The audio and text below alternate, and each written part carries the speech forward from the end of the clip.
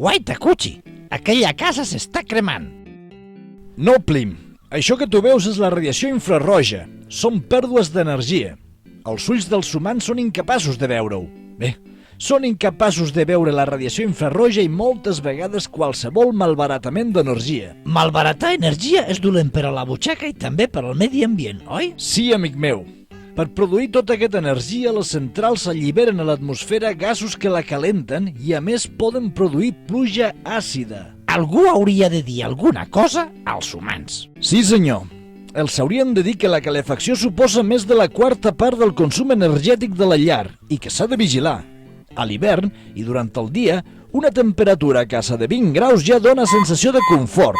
Per la nit, amb 16 o 17 graus ja n'hi ha prou.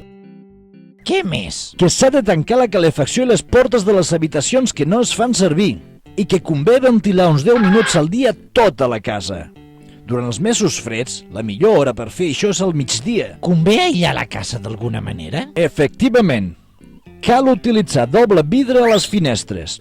Estalvia energia i és un bon aïllant contra el soroll. Les cortines permeten conservar la calor quan no hi ha llum solar.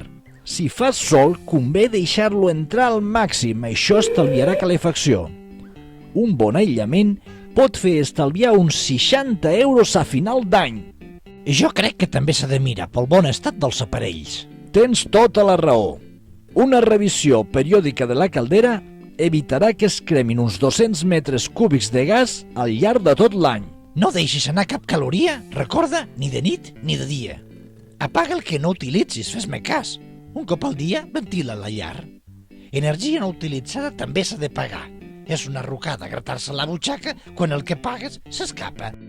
Fes-ho bé! No costa res.